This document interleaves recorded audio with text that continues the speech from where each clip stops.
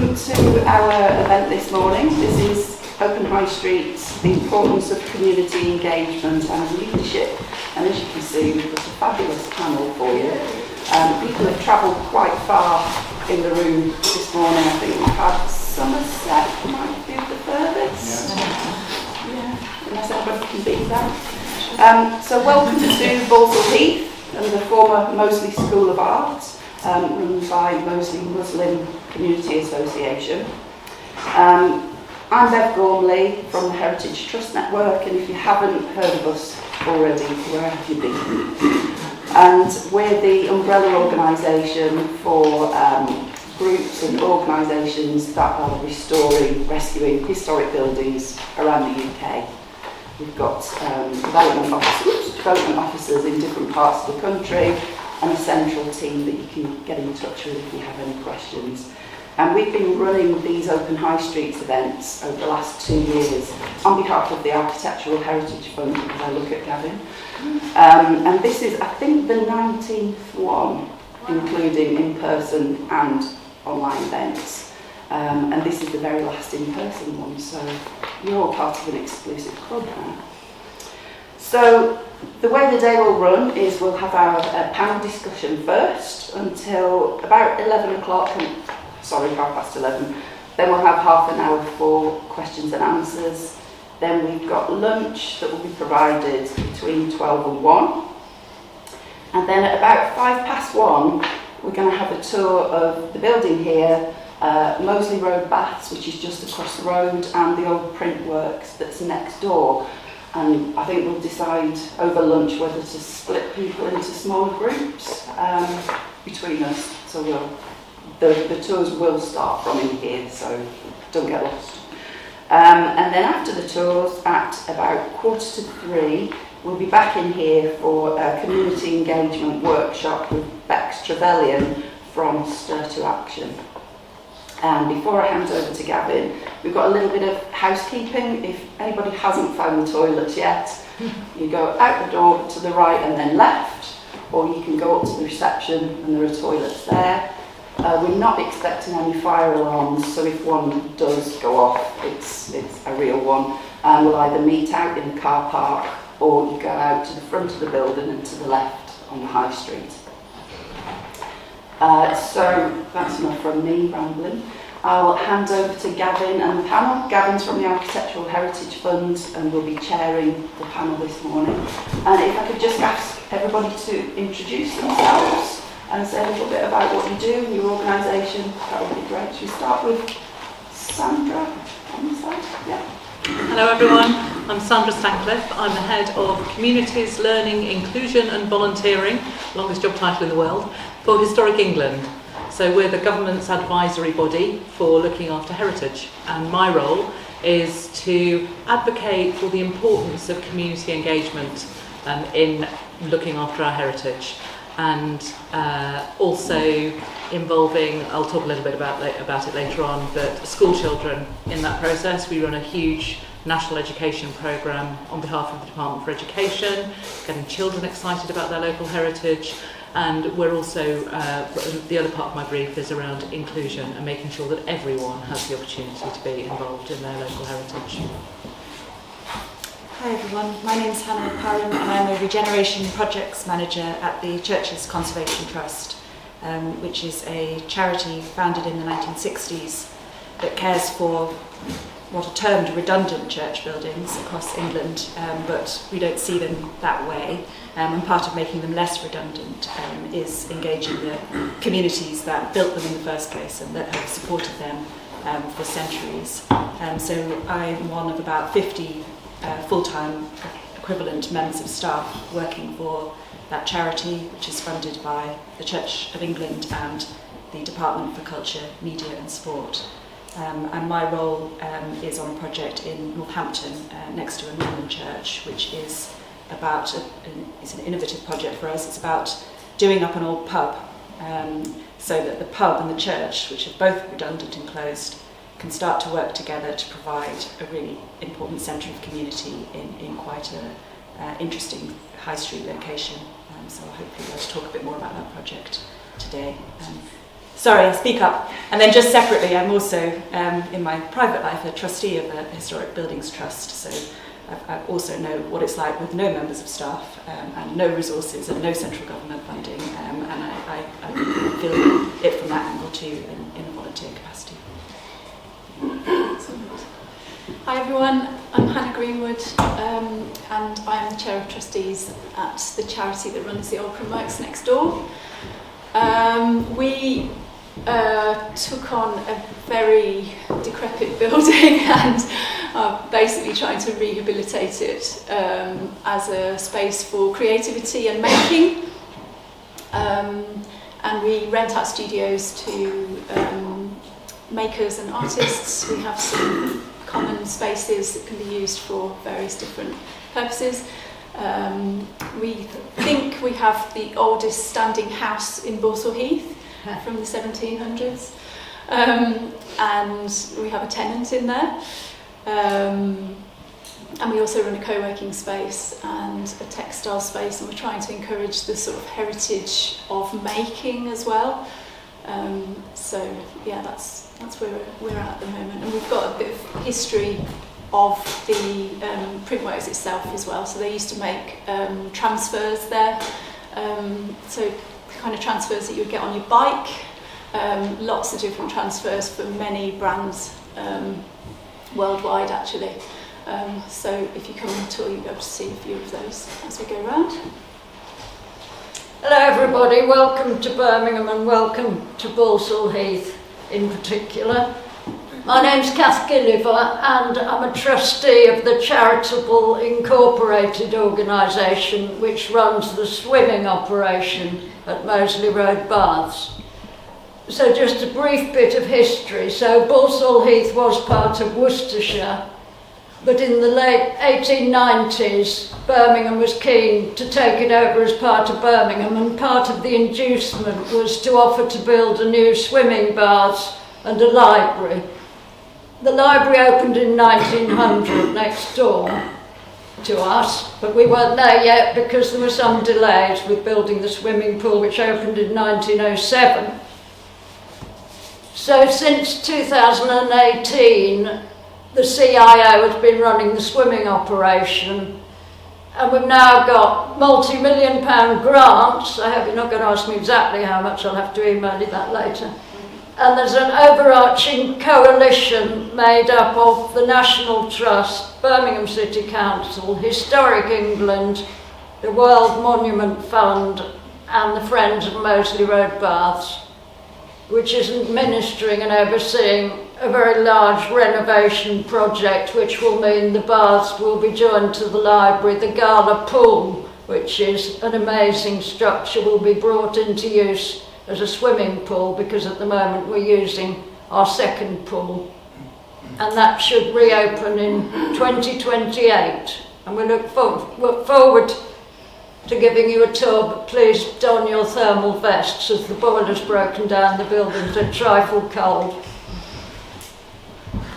Hello, I'm Javed Arain. Difficult to follow on from Cath, I'm sure you'll understand.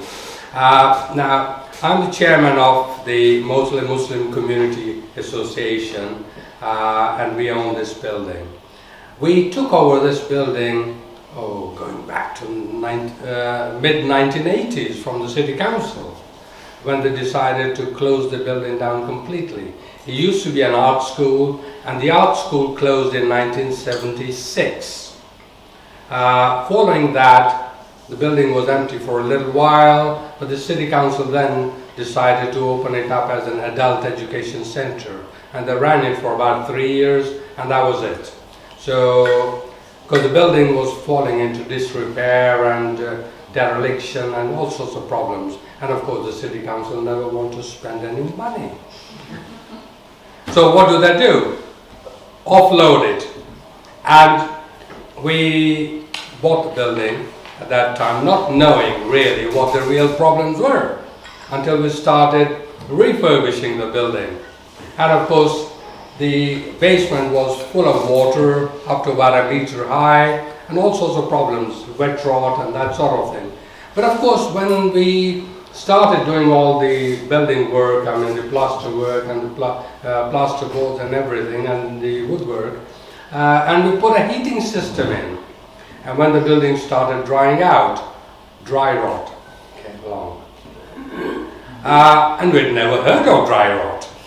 And of course Mr. Sheikh, my colleague at the back, you've probably seen him. Obviously we looked around and we couldn't understand when ceilings started falling down. And suddenly we realized, and of course we started blaming the contractors, Come on, this is not very shoddy workmanship or that. But of course when we opened it up, woodwork was starting to deteriorate quite rapidly.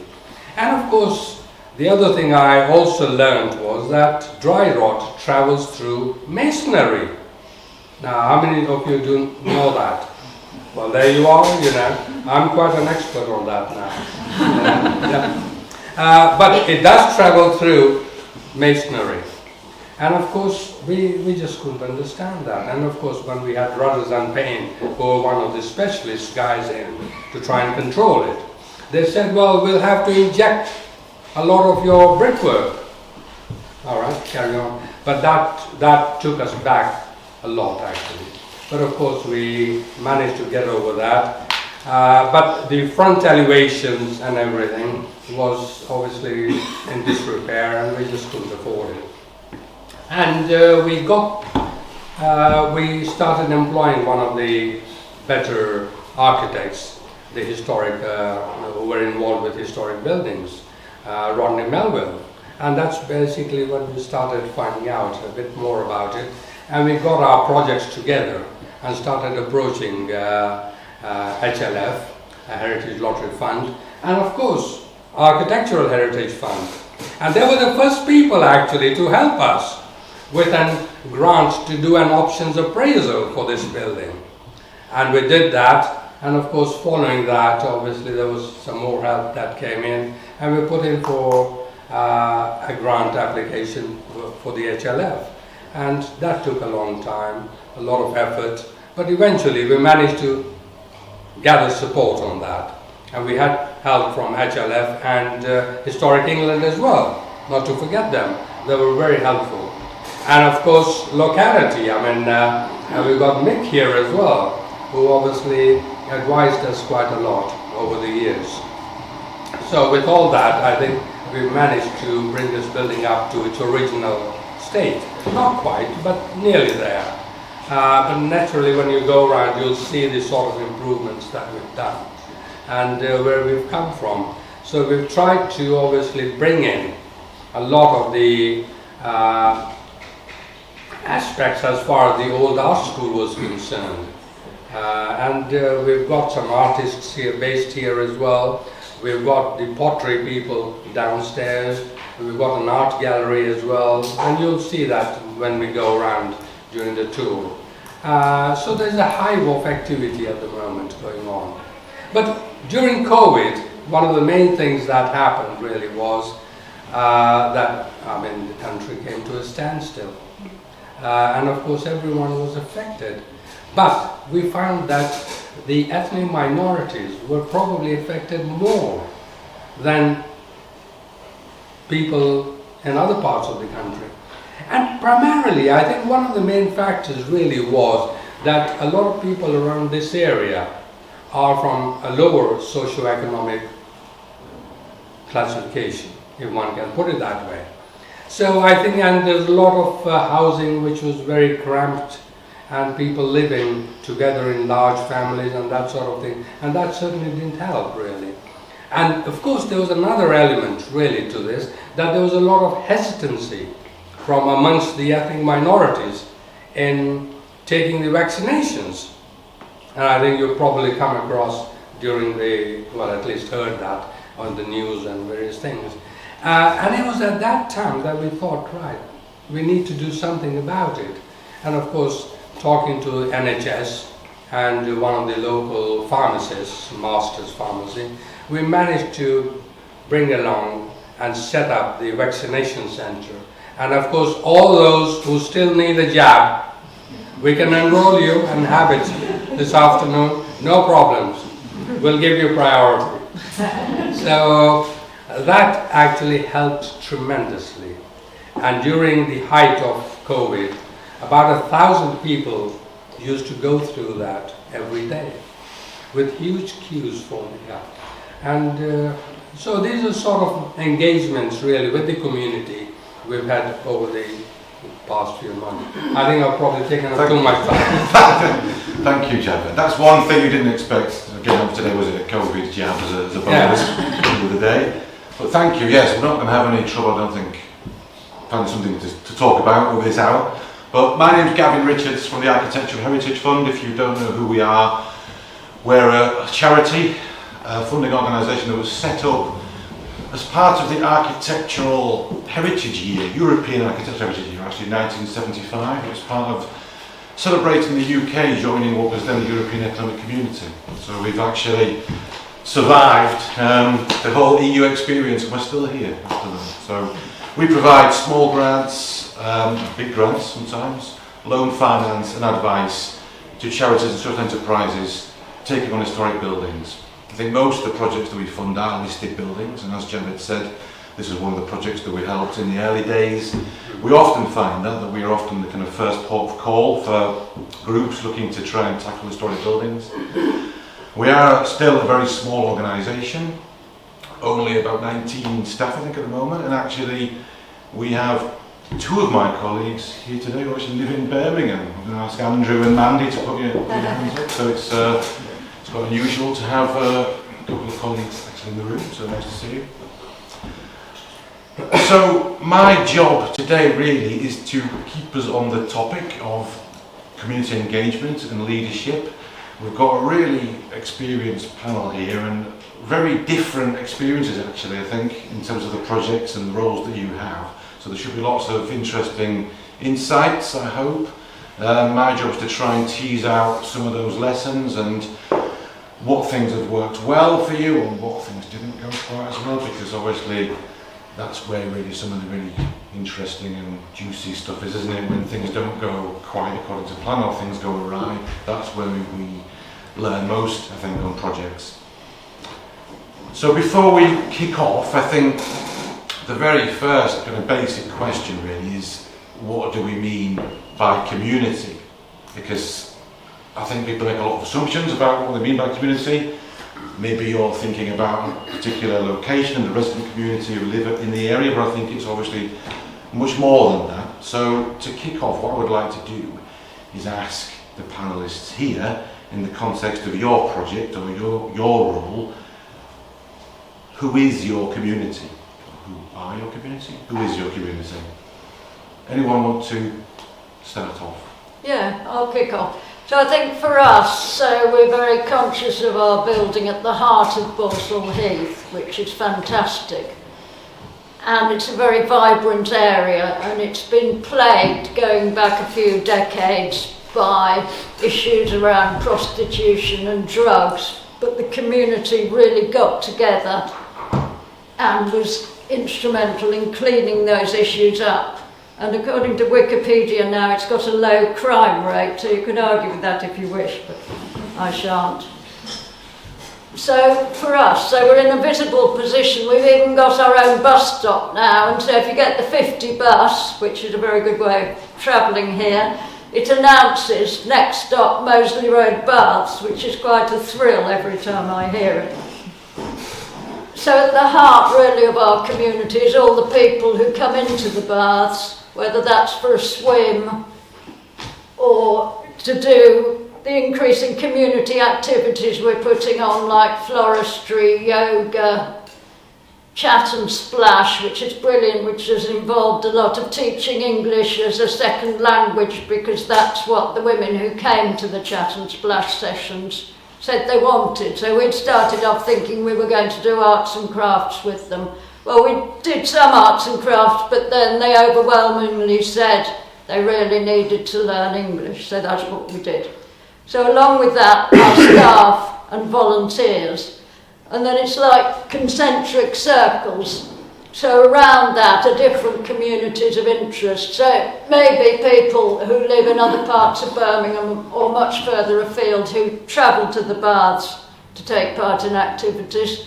And people, of course, who are interested in heritage, the Balsall Heath History Group, and now national and international organisations whose watch list we're on, and so that's all very exciting.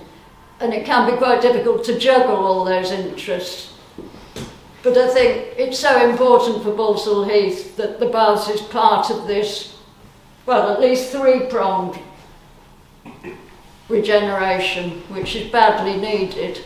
And then the library next door to the Baths is also becoming part of that. Yeah, so that's my answer. Thank you. I think one thing we should have mentioned as well, obviously, it's quite unusual to find so many important historic buildings clustered together in this particular area, isn't it? So you've got, this is grade 2 star listed, is it? This building here? Absolutely, yes. The Baths is grade 2 star listed. It's grade 2 next door, is it? Not quite as good. Yeah, just Yeah. a mere grade 2 list. Tut tut. But still, quite remarkable to have that cluster of really great heritage in one place, which means that, you know, beyond the actual community of interest, as you described it, the swimmers, you've also got that national and international community of interest in heritage, I guess, which is really important. So thank you for that, yeah. Sandra, would you like to? Yeah, I'll go from absolutely the opposite end of the spectrum from Cath. So from an organisation which has got a very clearly defined community around it, as Cath has described. So I've just led for Historic England an organisation-wide conversation about what we think about communities in Historic England, what we think it is, and it came up all the time in every workshop I had. All of the staff said they went down this rabbit hole of, you know, what is a community, and so we stopped using the word community and used the word people instead, because for us the community is the people who live in England. We are Historic England. It's not within our remit to think about Scotland and Wales and Northern Ireland, but we are Historic England. So the community that we serve are the people that live in England. We're a publicly funded organisation, so we spend taxpayers' money. So that's the community that we serve and that we are, whose interests we represent. When we talk about heritage, people often assume that we're only really interested in designated in heritage which is listed in some way. That's not so. The Act of Parliament which created this doesn't talk about designated heritage in our remit at all. It talks about promoting interest and enjoyment in conservation areas and historic buildings. Well, who's to define what a historic building is? I believe that the historic buildings are defined by the communities that exist around them. So we do a lot of work with recently arrived communities, with children in primary schools, with children who live on estates that were built in the 70s and 80s, who might not have what you would traditionally think of as heritage. But of course they do, because heritage is all around us, heritage is everywhere. Heritage is the stories that are embodied in the places that people live, as well as the physical fabric of buildings. So we don't define what we think a community is.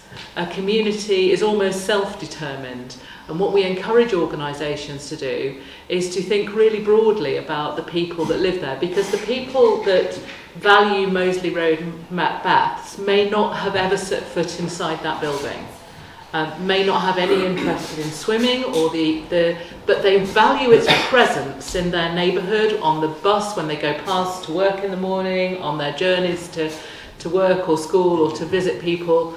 It's just, its presence is there and is of value to the people in the community around it. So it's not always really easy to put a ring around kind of who your specific community is. Having said that, it's really important when you're occupying a building and you own a building that you do have a direct relationship with the people, as Cath has described, and that Moseley Road do so well, as does the organisation here. Thank you. Can I make a contribution? And when we're talking about heritage, what we're really talking about is a community now gone in the past that built something, and us now, and a community in the future who we're hoping to be that link in that chain of passing something on one to another. And I don't think that's often articulated in how we present our projects, but when we talk about heritage, that's essentially what we're trying to do. So there are people, rather than communities, as yet unborn, as well as people who are no longer with us. And I'm sounding really spiritual, but I'm here as Churches Conservation Trust, so I'm going to fly the flag, although we are a resolute community. secular organisation, I think what our heritage represents is very much that connection. And we find that when people come to our places, they often come with memories of people who are no longer with us. They remember christenings or funerals or marriages. And they think they are engaged with us, often because they're thinking about what they want to pass on to their children. And I think there's something about the heritage sector and the time of life that people start to get into it as well that is very long in its perspective. It isn't just thinking about an impact in 10 years or 15 years. It might be thinking 100 years ahead, which you're automatically prompted to do when the buildings you're dealing with were built in 1120 or 1740. And so there's that sort of time dimension thing is quite interesting, but I'm not sure how we ever really pin that down. Certainly it's difficult for a funder to say, I'd like to see the impacts in 250 years, please. Actually in Northampton, where your project is based as well, there was a residential neighbourhood there that was kind of cleared away, is that right? So very much so. Those people actually have gone. The community that I'm serving kind of was flourishing in about sort of 1400, 1500, and then it kind of went downhill from there in terms of numbers almost. It is depopulated, medieval place, the castle. Yeah. There was a huge castle and it's no longer there, but there is still a Friends of Northampton Castle, and for them the castle, with its flags and its walls, it's still alive, and all I can see is some very, very gentle earthworks. We don't normally take it in a 1,000-year perspective, do we? But it's an important point, I think, yes. And obviously in this neighbourhood, Moseley Heath as well, I mean, there's a neighbourhood, there's a community that has moved on, again, because it's, no community is fixed, is it? They're all fluid. So the community that was here, in the 1950s will be very different to the kind of community it is now. So, yeah, it's something that moves continually and is dynamic, so that's something to remember. I'll just add a small thing about our community. We, when we set up, we've basically been a sort of trading organisation from the beginning, so we haven't really ever had any big grants or anything like that. And so we desperately needed to assemble people who were able to sort of pay into our community, and so that's kind of the way that our community originally set up. Sort of people came who sort of shared our vision and wanted to have space and get involved in that way. But now, obviously, we're really conscious that we need to start to integrate that more with the people who live locally, who might not necessarily have been those original, because I guess they were probably the more financially stable people who were thinking about being able to rent a studio and do that sort of thing. So the challenge then is to ensure that it is open and accessible to the people who live on our doorstep as well. But yeah, that original community sort of shares the vision and is helping to now provide services to other people who want to engage in a different way. Well, that really helps to tee up my next question, actually, which is simply why is it important to engage the community? I mean, it's not an easy thing, so why bother going to all that effort? Obviously, if you're getting a lottery grant, you're going to have to, but I guess. But do you have to? I mean, why is it important for the success of your project, do you think, to engage the people you weren't reaching before, the local residents in your particular case? I think, well, it's a really interesting community, and why wouldn't we? Because there's a fascinating story of Moseley Heath, partly that involves the printing that used to go on and the people who were employed there, which is a considerable number in its heyday. But the community of Moseley Heath has changed over time. And I think in some ways it's a bit like what you were saying, Hannah, about connecting the past to the future. How can our building help all of the people in the community to both connect to the past, create their story now, and build something for the future as well. Obviously that was a workplace for lots of people in the area, wasn't it? Weren't the print works, obviously. It's been good to hear from you, Javed, actually, because one of the things interesting about this place is that you have the Muslim Community Association that you run, but also the community of interest of the former students and teachers Oh, absolutely. from this school. Absolutely. Also- I mean, if I can give you a slightly different perspective, I mean, from what all the others have talked about. Now, just to give you a bit of background, say for our organisation, I'm from East Africa originally, and during the 70s, I think most of you would remember, there was a lot of political upheaval in East Africa, and especially with Idi Amin, when a lot of the Asians were forced out of the country, and quite a lot of them landed here because they had British passports. One of the challenges that we experienced at that time, and I was at university at that time, and just coming out of university, I mean, few of us got together at that time with obviously some of our elders. I mean, I was quite relatively young. I mean, tells you my age now. But one of the main challenges we found was to try and get the communities, and there was quite a lot of people, Asian origin, would come over from East Africa or Pakistan, Bangladesh, India, that sort of thing really. And of course, England was a different environment for all of them. And it was a question of really getting integrated into society and of course finding their feet. And at that time we realized that, look, something has to be done. Because we looked around, and obviously one of the projects I was involved in at university was looking at community aspects really. And of course at that time we looked and we studied, or at least I mean I'd done some work on the West Indian community who would come into this country a lot earlier, during the 50s, to work in the NHS on transport and that sort of thing. And of course the children of those communities growing up in this country were finding it extremely difficult to integrate with the community. And of course that is something that we found that, look, we've got to do something about this. Otherwise our children growing up here will come across similar sort of difficulties. People couldn't find, had difficulty in finding jobs, right? Getting into school or that sort of thing. So we decided at that time to set up a community organization. This was in the late 70s. And that is where our British Muslim Community Association started really, to try and assist people, right, with their employment or with health and social security and education particularly. And there used to be a building at the back, which was the Wesleyan Sunday School. And it was built probably in the 1850s or something, but it was a derelict building, which the city council owned.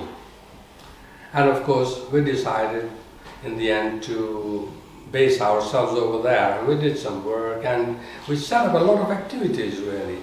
And one of the main things was supplementary school we started doing. And we started bringing in children after school, and particularly on Saturdays, where we used to have English and maths and various other subjects to help them as far as the schoolwork was concerned.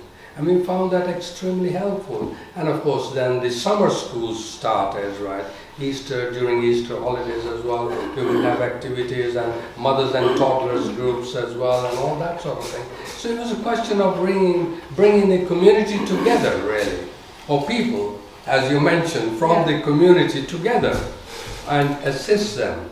We started ESOL classes as well, English as a second language, and that was extremely successful because a lot of, especially ladies, I mean, their fluency in English was pretty bad. So we decided to run this course, and actually it was one of the partners from Sheffield that we got together with to run the ESOL groups, and they were extremely successful. And of course, these sort of things carried on really.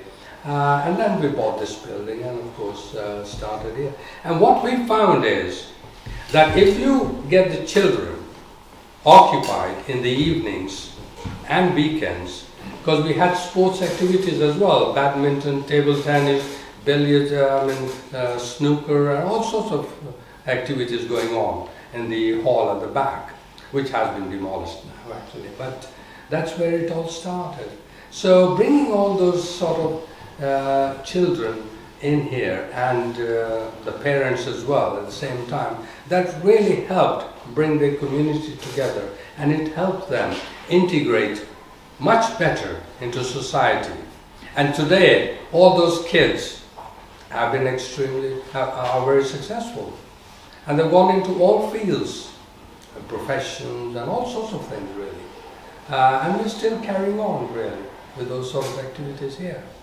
I think children, young people, it's really important. It's absolutely a really important way, isn't it? Because that's right. That was, something we found. We recognized in very early days, really, in the late 70s, that we had to do something about this.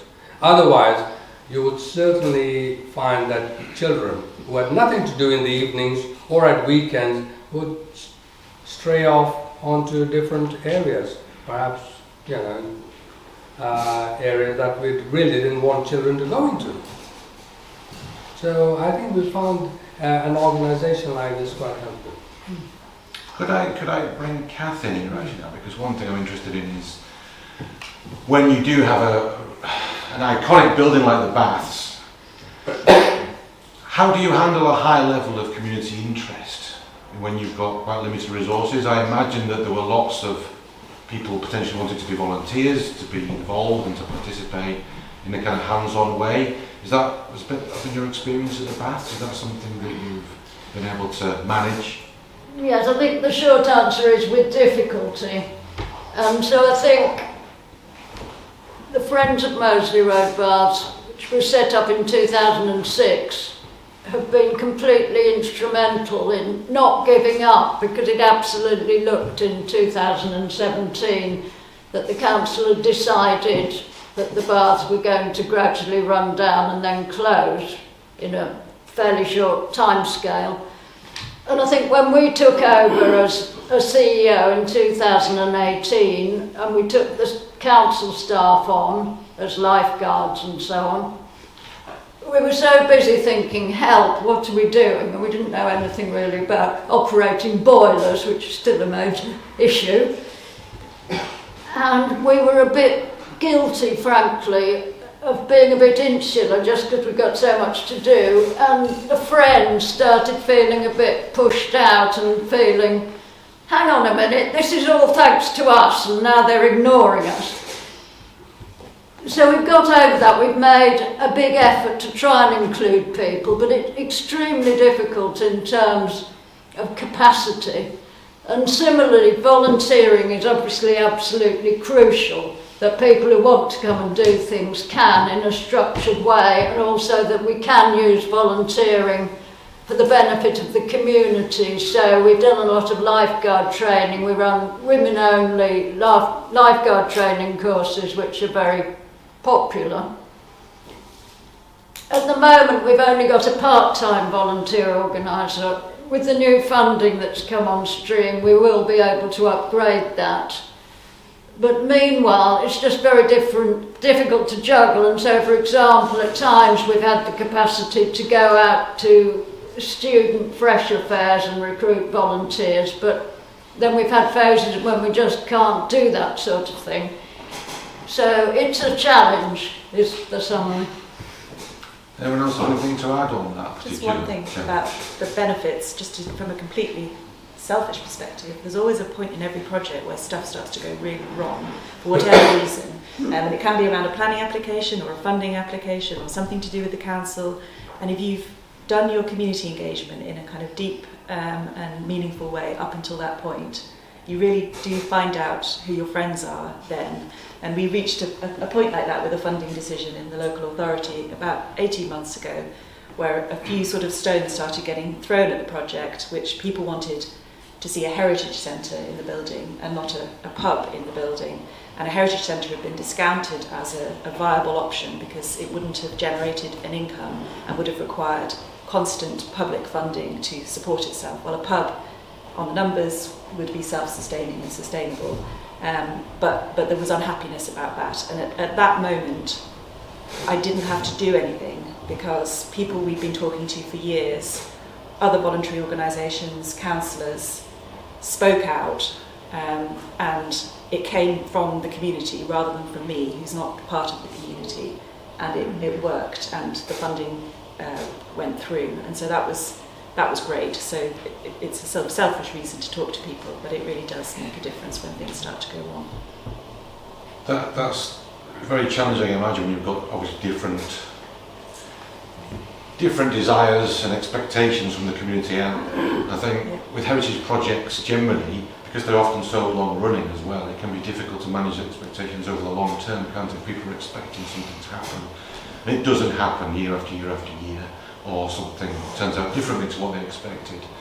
That's a challenge. Are there anything else to say on that, and sort of how you've managed that?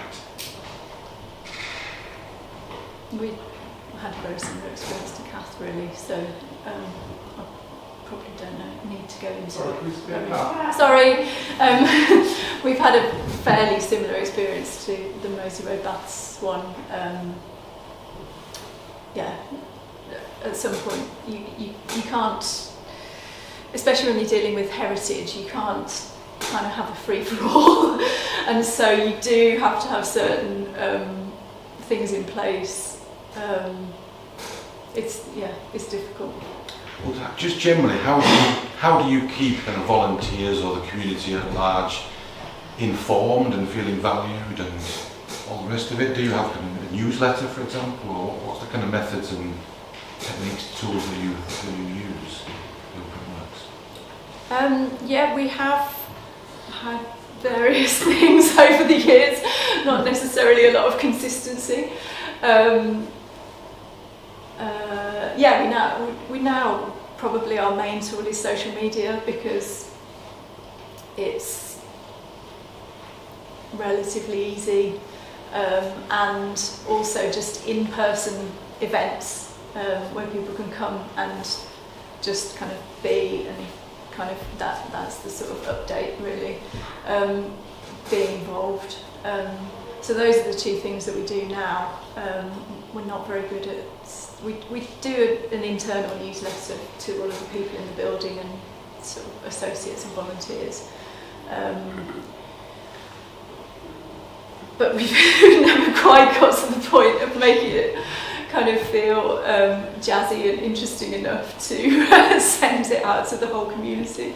So I guess that's probably our next step now. We've just recently employed a very part-time PR officer, so it feels like we've made progress, and we're going to hopefully be able to get to the point of feeling like we've got a bit of a PR machine going. So you've got dedicated people now who can manage that as well, I think. Well, maybe it's you. Yeah, 1.5 days a week doesn't go very far, but definitely better, I think. I think we've found that doing something reliably at the same time each year, and doing it well is actually better in terms of engagement than having sort of stops and starts and bursts of activity and then nothing. So Heritage Open Days, I think, is an extraordinary thing that we sort of take for granted a bit. But being open every Heritage Open Day, when there is an organisation dedicated to publicising the fact that you're open, so if you don't have those resources, there's already an infrastructure of a website and publicity through Heritage Open Days, is really, really important. And so we, on the projects that I work on, we try to build a sort of rhythm of, they'll know, the community will know at around Christmas time, perhaps the first 2 or 3 Sundays before Christmas will be open, Heritage Open Days will be open, and then at a certain time in June we'll be doing a school thing, and then you do it year after year after year, and that starts to sort of bed in then, and the events become easier. And that really, really works. But like you, we found newsletters actually aren't a particularly effective way of communicating, because they're out of date the moment you finish them, and they're quite a pain, while social media is more fluid. So that combination of reliable events at the same time each year, plus a constant stream of news on social media, we find works and kind of reaches different parts of the community, the physical and the digital. And somehow print has got lost in that. So we've also used door-to-door leafleting because we were so fed up of people saying, oh yeah, well the bar's closed now, hasn't it? So about up to a year and longer after we took over as the CIO. So we leafleted all the local roads. We had some things translated into community languages when we had the resource to do that. Because, I mean, social media is great, but we know that our immediate local community often aren't on social media. A lot of them are, of course, but we can't rely on that entirely. Yeah, flyers are key when you've got something going on. Yes, Yeah, banners as well. Yeah, A banner is extraordinary. Just the words open. And we had our open banner up, but that didn't seem to affect people's views. Just coming back to Hannah in Northampton. Just obviously you're different in the sense that you don't live in the community where the project is, and you have to kind of manage all that remotely. Do you think that's, well, it must be more of a challenge, but how have you overcome that challenge? Is it something that you think is working well now? I'd say it's one of the things that's good that's come out of COVID is that so many more people are more comfortable with digital communication now, and it's really rather extraordinary that the chair of our friends group is her health prevents her from actually going to our building, and my geography means that I come frequently but I don't live in that community, so two of us who are actually quite restricted managed to achieve an extraordinary amount because we can talk on Zoom or on Teams, and that really is an incredible thing.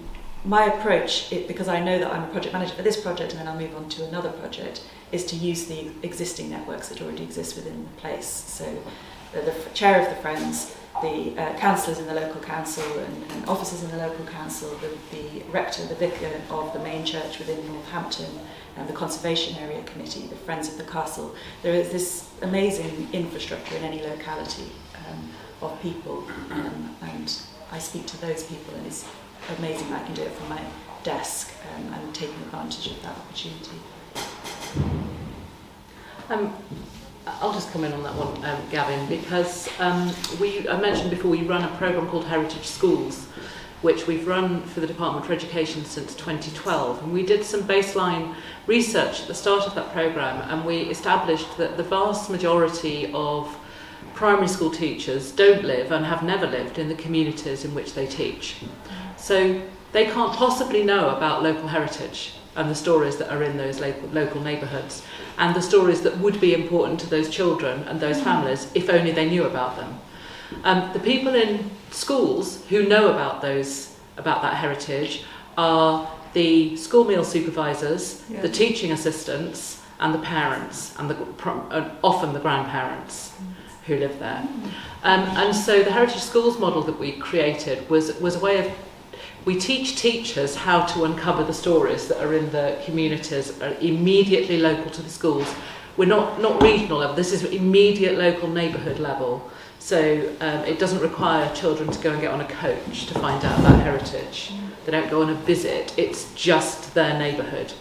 And it's really important that local knowledge is really important, and we evolved the programme into, it's almost like a brokerage model. So we introduce teachers to local heritage providers, and a local heritage provider can be anybody. It can be an individual with an amazing collection of old photographs that they keep in a shoebox, or it can be the library or a local community archive, or it could be a theatre company, it could be anyone in the local community, but teachers don't know about them because they're not official heritage providers. They're not necessarily the museum. Of course we use museums when they're on the doorstep of the school, of course we do, but they're not the only places that hold heritage in local neighbourhoods. And it's that thing about local knowledge and tapping into local knowledge that has made the programme really successful, because we've just done a 10-year impact study. We're going to publish it in early December, and we found that across the 10 years of the programme, the data says it now, that if children get an opportunity to find out about local heritage, it increases their local pride. Children become proud of where they live because they value the stories that are in their locality. And so yes, I'm absolutely passionate about having kind of boots on the ground, kind of local people involved in that programme. It's really big. It's really easy. We're a big national organisation. We don't have that reach and insight, and would never claim to have. And it's really important that we fulfil our role, which is about elevating those people that do and supporting those people that do. We provide grants to those people as well. We don't just ask them to give their services for free. We do pay for it. Can I just add very quickly?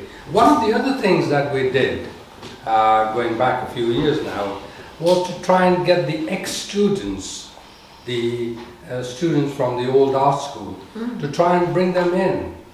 And obviously having these reunions, and it started about 20 years ago now, and it's been extremely successful, really. I mean, the first 2 or 3 were so successful that people were coming in even from, we had people coming in from Australia, America, Canada, ex-students, just for that reunion.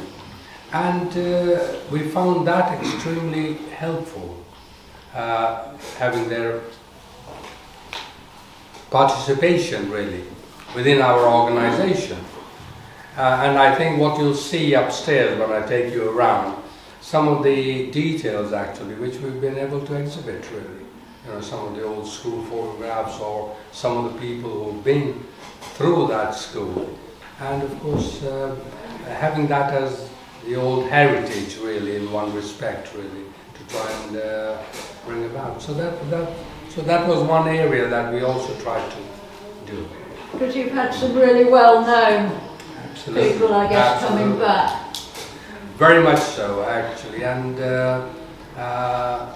You're going to give us any names? when you go up there, you will see there's quite a lot of information, and that's tremendous. And I mean, one of the most interesting things was, this is going back a few years now, we had an old ex-student suddenly turn up, and the building hadn't been refurbished at that time, and he came along, and Ilyas Sheikh, my colleague, was here at that time. And anyway, he came in from the front entrance, and just before the steps coming down here, he just stood there and just kept staring at the arch over there. And I think my colleague found out, well, why is he standing here and just staring at the arch?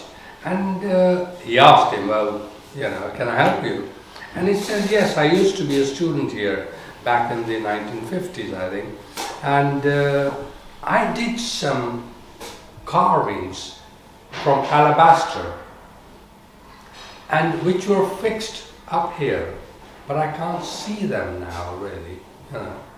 Maybe they've been taken down or thrown away or whatever. And apparently, we then decided to try and see. We hadn't thrown anything away or taken anything down, and of course it had been covered with coats of paint after paint after paint over the years, and it was totally obscure. You just couldn't see it. And eventually, we got that, and you'll see that actually today. And that was one of the main highlights, really, bringing and some of the works that the old students have done. And of course, they're quite.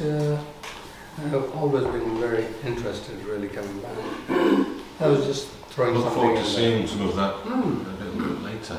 I was going to ask one more question, I think, and then open it up to the people here to see what I want to ask. But I do want to ask a question about hard-to-reach groups, because this is something, the heritage sector is often criticised for not doing enough to reach so-called hard-to-reach groups. But I just wanted to ask, well, whoever wants to respond first of all, but what does that mean to you, a hard-to-reach group? And what have you done to try and overcome that in your particular project? I'll go. It's a pet passion of mine. Right. There are no hard-to-reach groups. There are very hard-to-access organisations, and we are one of those organisations that is very hard to access, even if you know how to access heritage organisations. And we're really, really aware of it. So it's about turning that on its head and thinking about inclusion in a very broad sense. And You know, part of my role is head of inclusion, and I regularly do this kind of work, and I sit on panels like this and in rooms like this, and I'm mortified because I have not succeeded in my role, which is about being a more inclusive organisation which represents the society that we serve. You know, we absolutely have not succeeded in that, and we haven't. And I've been working in this field all of my career. And in 35 years, we haven't made a difference. Oh. And not historic England, you know. I mean, but it's true, you know. And I've been a participant in all kinds of workforce diversity programs over the years. I spent most of my career working in the museum sector. The same problems exist today as existed 30 years ago. It's the scale is slightly different. Not that no progress has been made, some progress has been made, but it's glacial in its pace of change. And we're really struggling with how we can, something transformative needs to happen so that we're not talking anymore about hard to reach communities, because no communities should be hard to reach. It's about relevance. You know, we just because a building is a heritage building, that does not give it any kind of preferred status in the lives of people. That, you know, we're all living in a really challenging time at the moment. There's no resource. There's not enough resource to go around. And so why should people be expected to value a place just because it's deemed to be significant by somebody external to them? And it's a big topic of conversation in Historic England. We're very, very, very engaged with it. But I have no issue at all in holding up our hands and saying, look, we haven't made the difference. You know, every time I sit in a room of people talking about heritage, it looks the same and it feels the same, and it's not sustainable, because none of us, heritage as a concept won't survive if it's not relevant to people. So I've probably said enough. I've probably said far too much. I mean, I've certainly seen some initiatives recently that seem to be addressing that. We talked about the working class heritage funding this year, which seems to be used in that space. Yeah, we've launched a new grant stream in Historic England called Everyday Heritage Grants, which would celebrate working class heritage. We had allocated a funding pot of £300,000. We're not a major grant funder. We don't distribute lottery money in Historic England. We do distribute wills. And we had £7 million worth of applications for a £300,000 funding pot. And they were for small grants, under £25,000. And we increased the funding pot as much as we could. We more than doubled it, but we still only were able to fund 10% of the applications to that funding stream. That's one, and I'm in charge of our inclusion strategy, and I'm really, really proud of the work that we have done in Historic England over the last 3 years. It's just that the problem is so large, and the amount of resource that we have dedicated to it is so small, that the change is only ever incremental.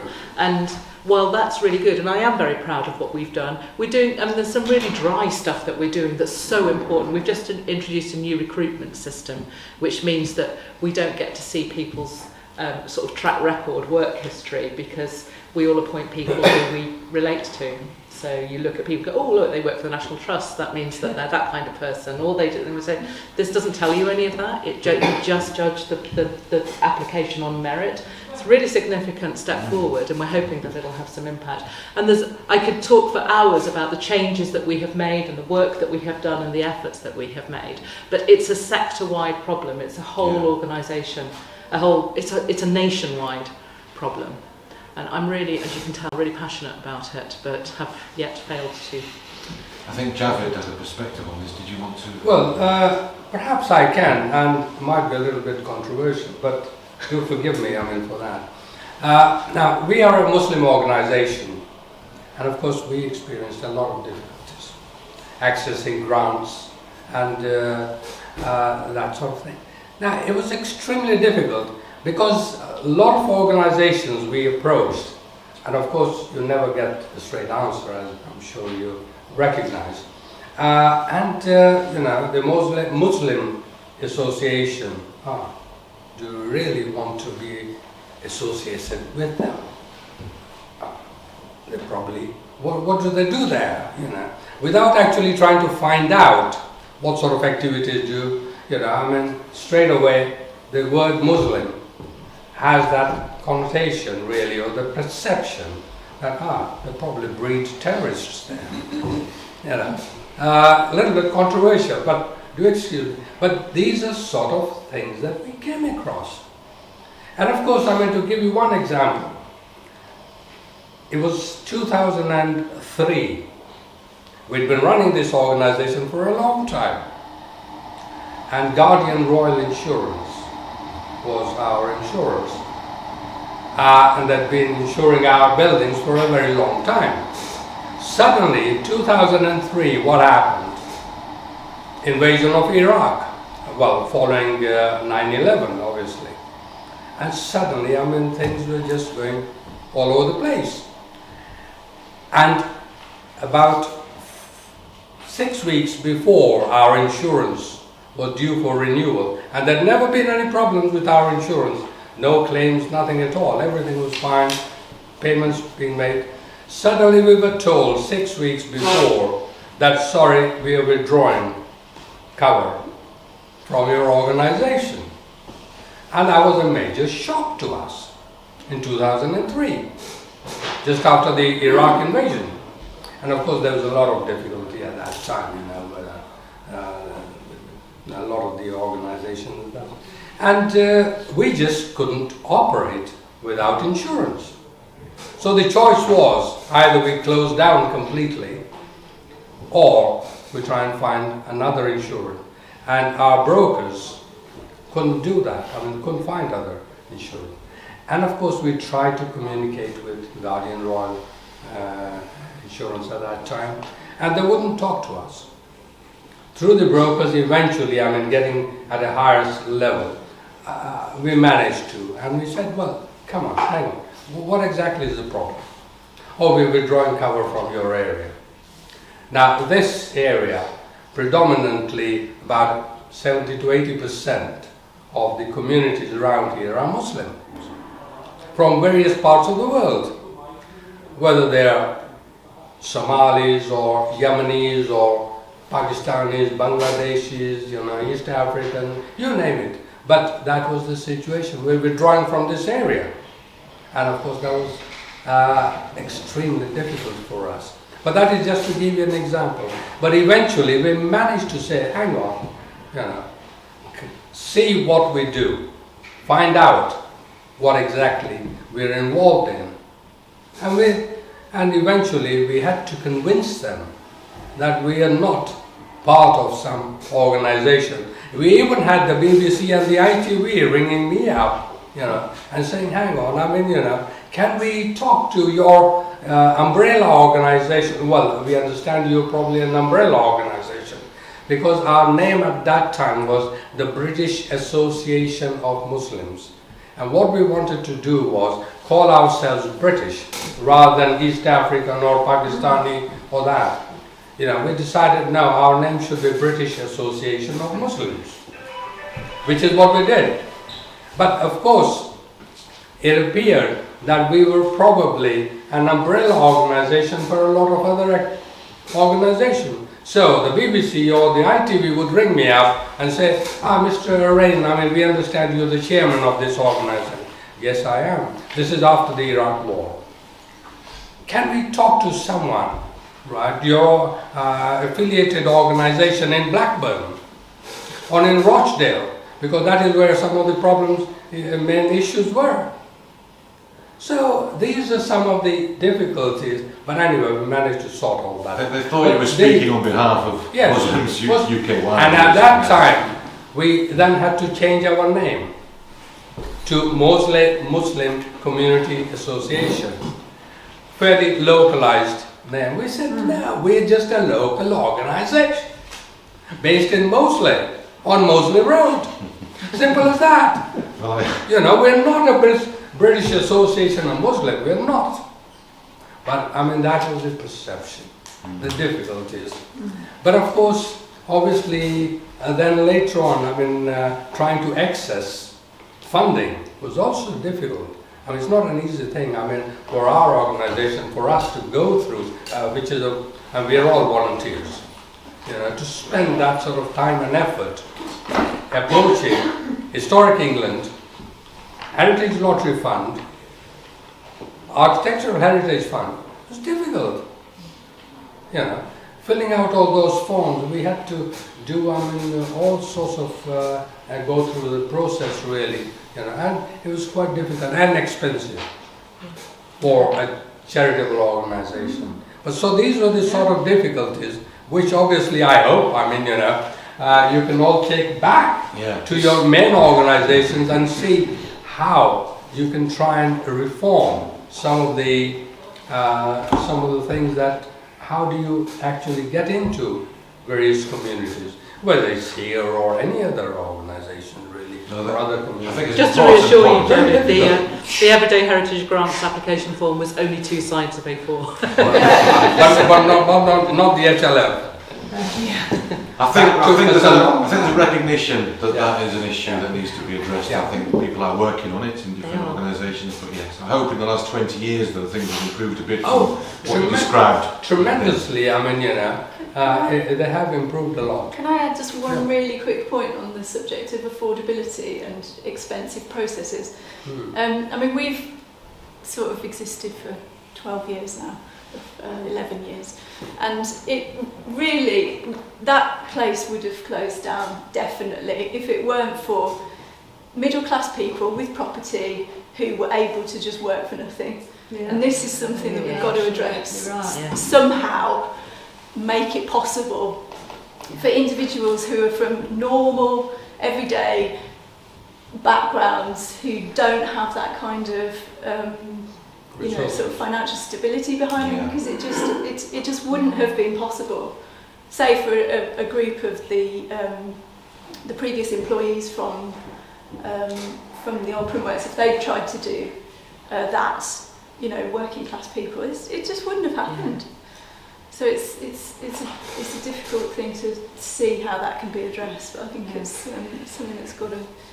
Somehow, things need to be easier for the people who can't just take a year off work to volunteer for something.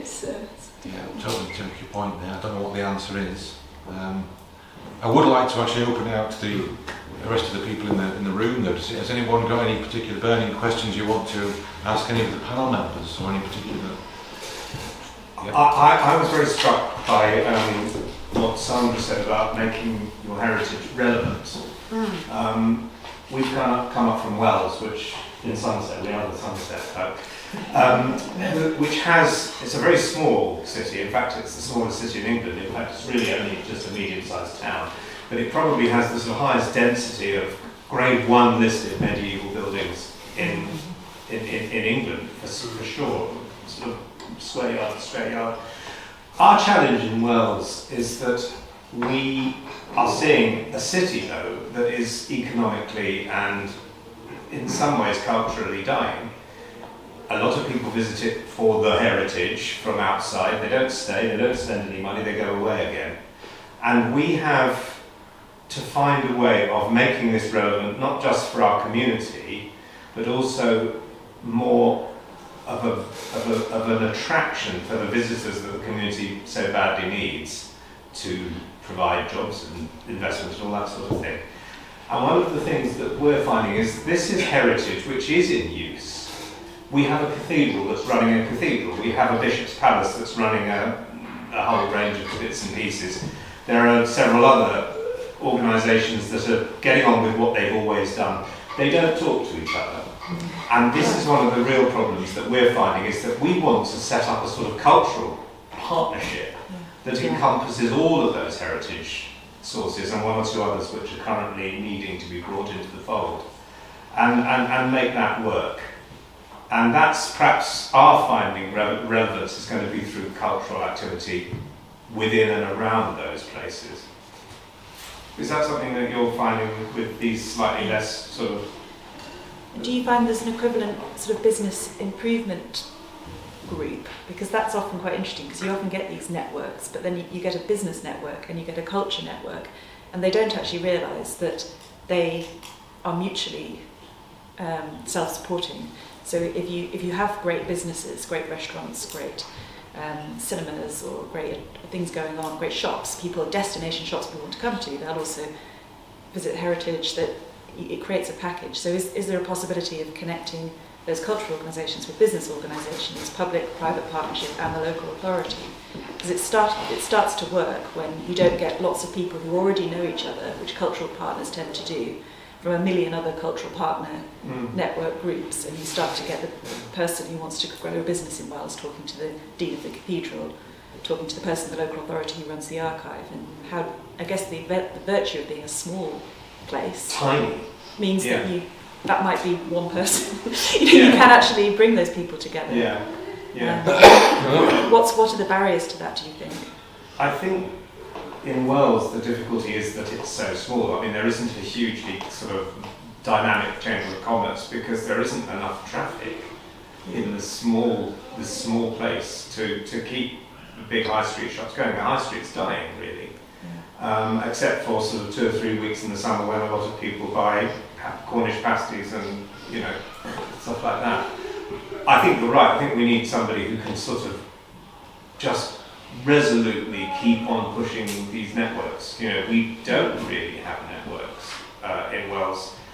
We have lots of individual silos doing what they've always done. If you've ever seen the film Hot Fuzz, which was filmed in Wales, you'll know what I mean. It's sort of always tends to go back to the recessive, inward-looking, and we've got to break that. Could I ask actually, how's that working here? I mean, on the Moseley Road? Is there some kind of partnership going on here, or would you say that you're all just happen to be next to each other but kind of isolated from each other?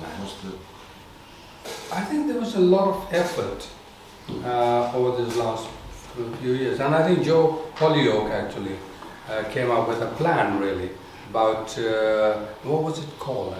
The neighbourhood plan. The neighbourhood plan. I mean, it's a statutory.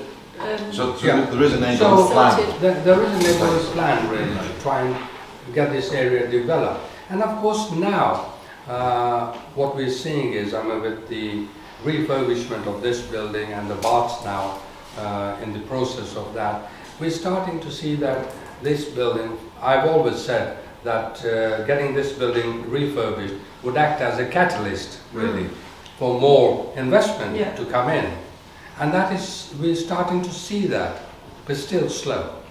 But obviously... So can I just add, so one of the things that's come out, I presume, of the neighbourhood plan is something called Second Saturday, where the second Saturday of the month, these organisations and other places in Balsall Heath will showcase what they're doing and have craft stalls and so on, and that seems to be working really well. But for me, the big gap is around anything to do with health, because all the things we're doing are absolutely promoting health.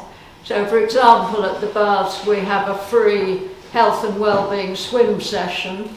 We've got a mindfulness swim session, whatever you think of that. We're encouraging the local mental health trust to bring people down, and that's free. We've got a disabled swimming session. But trying to get the GP surgery or health commissioners interested is, well, I feel that's something we haven't done as yet. Even with the whole social prescribing agenda, which we should be absolutely hitting on the nail, but we don't seem to be. That's just another example of things that aren't joined up, I think. But there is a lot that is joining up, as you're saying. I think the Balsall Second Saturday came out of a cultural action zone bid that we did just about a year and a half ago. And I think actually you're right that it is having an event that everybody can just input into, as much as they can, and invite people along to is a really good thing to do. It's the reliable, regular. Yeah, exactly. It's always going to be a that on that day. Exactly. It's not the lots of activities every week and then nothing for 2 years. Yeah. It's the same thing. It's a rhythm. Yeah, it gets into people's minds. Starts to draw people in, and it goes and it grows and it snowballs. And they trust it to happen. Yeah. I wonder if there's something around bringing people together around identifying a real tangible problem. So people will kind of plough their own furrow and keep on doing what they've always done unless there's some kind of crisis that means that they have to move out of that furrow. And that's what brings the relevance to the problem. Is it that all of those organisations are currently, buckling under the costs of energy? Is it that nobody really understands what to do about the climate crisis? There are common societal problems that I think that there's something very human about coming together to discuss those problems, and actually they're all shared, aren't they? Because that problem, the cathedral will feel similarly to the Bishop's Palace about some of those things. But this is about that incentive. Yeah. Question over here. No, it's not a question, it's a word. It's a four-letter word that brings everybody together, it's food. Yeah. Talk to Darren about That's that. it. Darren Goes to Biglow. It's going to place over there. Very good, Kate, thank you. Yep, food. I'm just wondering, when we're talking about the barriers between different community groups working together and working with businesses, how much do you feel like that local authorities can hinder that? Because local authorities perhaps have their own agenda, it might be borough-wide, it might not be specific to that particular town within the borough. I don't think there's anything inherent in local authorities that is going to stop it. And in Northampton's case, the local authority have been absolutely brilliant. It wouldn't have happened without them. But it does require that real concerted pull. And I think Northampton reached rock bottom when the local authority was declared redundant. And possibly that's it, it's the crisis that sort of brought some renewal. There's an awful lot of politics in it all, and trying to keep out of it is really, really hard. And that's probably quite an important point about anything to do with heritage, is to resolutely stay out of the party political element, because under that, actually, we've got councillors who, from both sides of the spectrum, who are working together, and the local authority officers actually have been fantastic. But I think that's because there's been a concerted push to put heritage at the heart of regeneration in Northampton. And I'm not sure that this project would have got anywhere without their investment. So there's nothing inherent in a local authority, but they do need to have their strategic objectives aligned to what you want to achieve. And if they just don't get it, like I suppose was the case with the baths and with this building in the 1970s, they just wasn't a priority for them. Yeah, exactly. It must have felt like pulling teeth for decades to get anywhere. But it's not a structural issue, it's a personnel issue.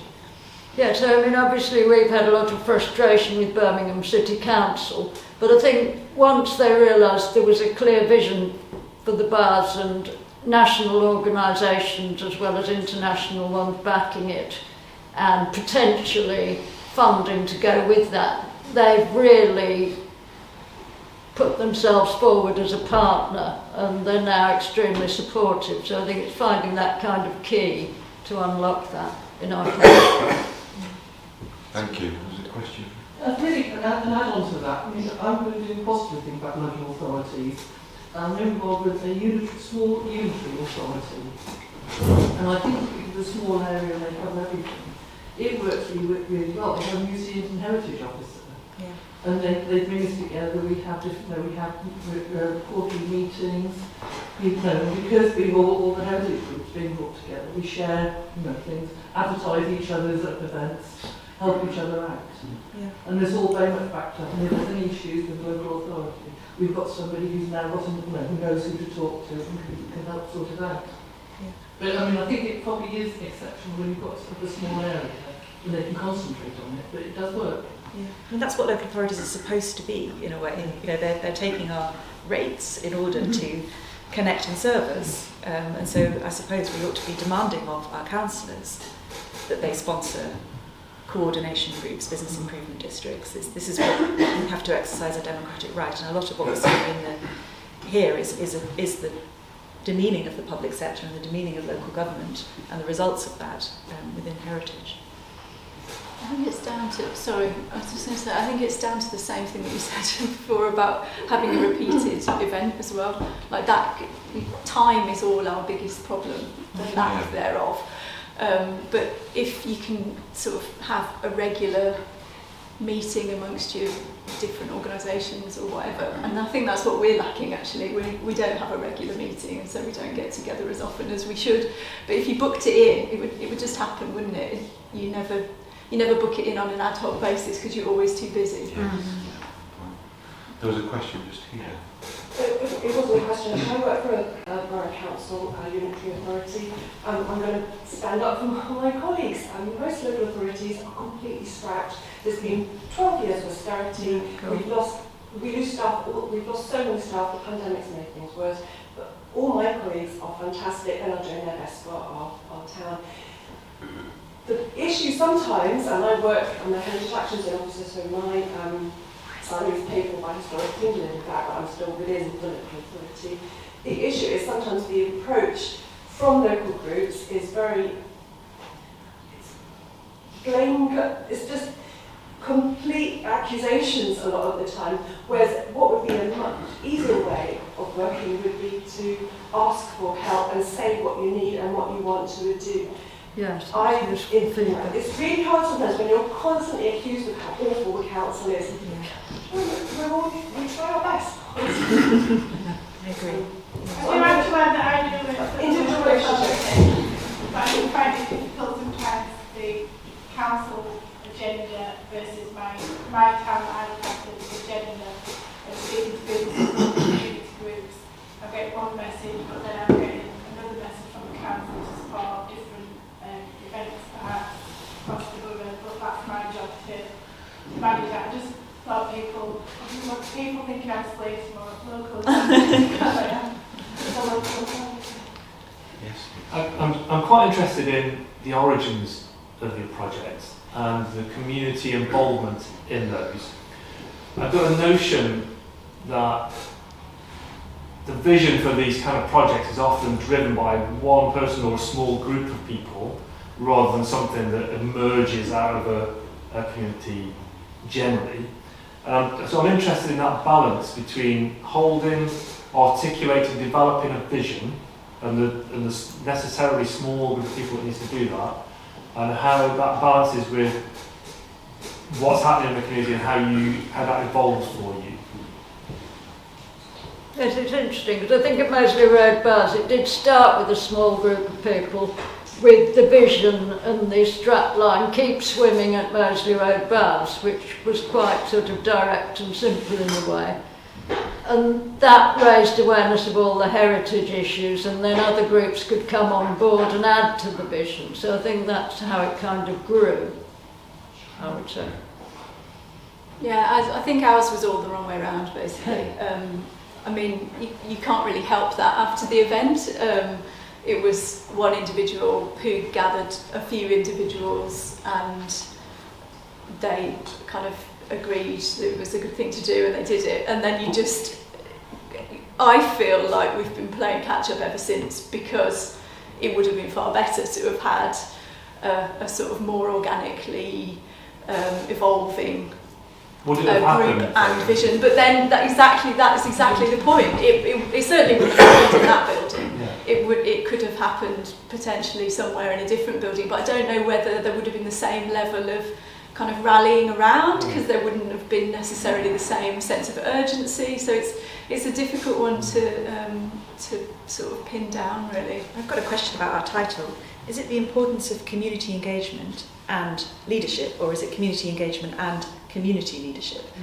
Is the leadership coming out of the community, or is that something else? Because I think it probably is something else, because I think leadership is something different, and good leadership includes community engagement.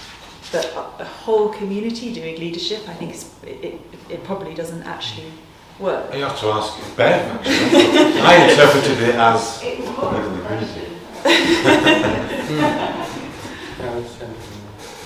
Yes. A couple of questions for Sandra, if I may. First of all, you made some really interesting points. Thank you very much. One was, you mentioned that if children get the opportunity to find out about their local heritage, it increases their local pride. Did you say there was some research that had gone into that, and is that research available? It will be. So we've run the Heritage Schools programme for 10 years. We've reached almost 2 million children now, and we've done an annual evaluation of that programme. That evaluation has now all been collated into a 10-year impact study, which we're going to publish in early December. And so there'll be an announcement about it. If you contact me afterwards, I can direct you to it as soon as it's released. It's hard to reach and find on their website or... Don't talk to me about the website. The Department for Education, in our defence, won't let us allocate any of their funding towards improvements on our website. Are they going to continue funding the programme? I don't know. We don't know. We've been on a 1-year funding cycle since 2015. So.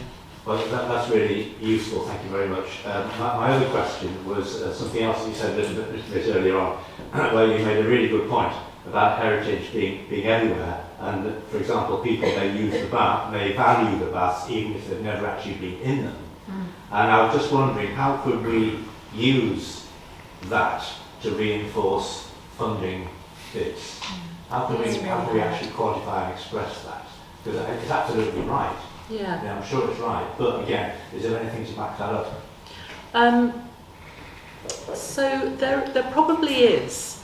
So we've got a huge amount of data. If you can ever find it, and I will give you my details and send you the direct link. We published research. Okay, yeah, we published research 2 years ago called Heritage and Society, and there's a whole data set in there about the points to all of the signposts, to all of the data that we have, and collates it on the value of heritage to communities. And there has been a lot of research about it. The impact of heritage on local pride, on aspiration, especially on well-being. Huge amount of data on the role of heritage plays in well-being. And that's not necessarily about, that data's drawn from all over, but certainly in terms of supporting funding bids, it's really helpful data. It just is, so you'll be happy to know, it's on my work programme for this year, is to bring all of this stuff together in a page on our website, which will be called Information for Communities. And then you can find it. Thank you. I think there was one more person with a hand up. Just. Yeah, I did, but yeah, he asked my question. Oh,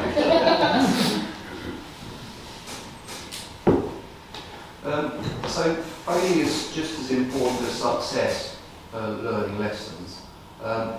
In terms of communities and reaching out to them, what's your best example of how you've been able to do that, and what's your worst example of how you've done that? You've all been pretty open and frank so far, so I think this is going to do with that. So our question. I've got an answer. I suppose it depends how you define best and worst. Are we talking about numbers? Because if it's in terms of numbers, the best thing we ever did with our closed redundant church in the city of Lancaster was connect with the Light Up Lancaster Arts organisation that does the illuminations in November. And from having about maybe 100 visitors a year, I think we had 4,000 over 2 days. It was utterly extraordinary because we lit up the place with butterfly lights. So in terms of numbers, I'd say something like that. In terms of a different quality of the engagement, I think that when you open a place that's been closed and people come, often a very small group can start to talk to each other, and then they realise that they lived there when that person lived there, and they remember the same shop and they remember the same people. And so in terms of quality of engagement, giving people the opportunity to talk to each other and to build connections themselves rather than putting on too much, as there wasn't really much to do that day.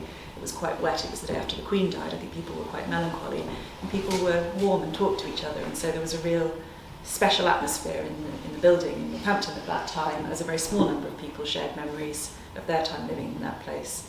And so those are sort of two good examples that are quite different in terms of how you would show it on a funding application. But often the funders are actually just looking at the numbers gains, I think, which is perhaps something for them to consider about the quality of engagement as well. Can't think of any bad examples.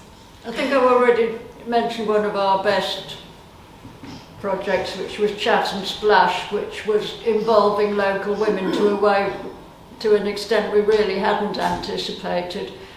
and a lot of it was through word of mouth because it was quite difficult to reach them through social media, and obviously leafleting can only go so far. I think the worst engagement was when we suddenly got all these very large grants, and I mean it wasn't sudden in the sense that a huge amount of work and time went into them, obviously over a considerable period, but people on the ground, so staff and volunteers and swimmers, were left kind of complaining, you've got all this money now, why can't we have higher wages, why can't you get the boiler fixed, you know. So I think we hadn't quite anticipated the level of that, and we hadn't put enough thought and effort into how we communicated about the long-term nature and the staged nature of all these amazing grants, and that it didn't immediately solve all the problems on the ground. So that's something we'd think more about in the future. I've probably got a stack of examples that I would, I'd probably better not tell you about. But I've got lots from my early career. I feel like I'm learning every day how to do my job. The thing, very early on, I learned not to do things without talking, not about you without you, was the, you know, and so I worked in a museum service a long time ago, and we put on an exhibition of Gujarati textiles. Because we had a local community that we thought would be interested in them, but we didn't talk to them about it. And we just put the exhibition on and expected them to come. And when we did talk to a particular family who we knew had their own personal significant collection, they said, well, we're not interested in your perspective on our heritage. You know, you've put our heritage in your museum and you didn't talk to us about it, and actually we've got better collections in our homes than you've put on in your museum, so we're not going to come. And you didn't talk to us. It was a very salient lesson, and I was very junior in the organisation, and it was a real wake-up call. There's lots of that kind of thing that has happened, and I think now I'm just... For me, it's just about being open. You have to be open when you're talking to people. You can't go with an agenda or expect that anyone shares it. It's my job to protect the nation's heritage. That's what my organisation serves to, you know, exists to do. And I'm jolly glad that it does, and that it does exist, and that we live in a country that has an organisation that does that. But you can't necessarily expect people in, you know, in every community to share that passion and interest. So yeah, talking to people. Thank you. We have one more hand up at the back, and I think then we have to break for lunch. So one last question. Yeah, everybody talked a lot about communication, and I found it really interesting that some people were saying social media is a brilliant way of engaging, but other people were saying different communities don't necessarily engage with social media. So I just wonder how you kind of worked out how to engage with people to start with. So did you look at different parts of your local community and think about different techniques to actually get in touch with different people within those communities? I really wish we had the capacity to do that. Exactly. Yeah. I would say the best way of getting everybody in is putting a stall out on the street and just talking to people. We've got, as I said, we've got various different projects running from our building, and it's great to have them there. One of them is Dan, who runs the traditional dark room there, but he's also an accomplished photographer and he's got lots of different really interesting projects, and he's done that loads of times. He just sets up his printer, he's got his camera there, and he just does portraits and he just prints them out and gives them to people, and they're like, you know, some people haven't ever even seen a printed out photo that isn't on a screen. This is just fascinating. But also, you know, food, free activities, you know, sometimes it's cheaper in terms of time. It sounds a bit kind of cold and calculated, but sometimes it's cheaper to just do what you think and then learn, you know, after the event, you know, did people like it, didn't people, rather than spending months sort of planning something that you think is going to be perfect. You know, you can just sort of learn as you go along, and it's not that bad an idea. that food word again. I think, I do agree that food is one of those great unifying things, isn't it, that everybody enjoys. So I think that's a good place to kind of bring it to a close, unless there's any final comments from any of the panelists. Is the food here? It's here, we just need to bring it in. Oh, right. Well, thank you, panelists. I think we've got some really interesting stuff out of all that. And obviously, added bonus is we're going to get a chance to go around the buildings, the 3 buildings, afterwards as well. So looking forward to doing that. And I'm just wondering who these famous ex-pupils are. I'm thinking Slade is what I'm thinking. You'll be 40. You'll be 40. You'll be 40.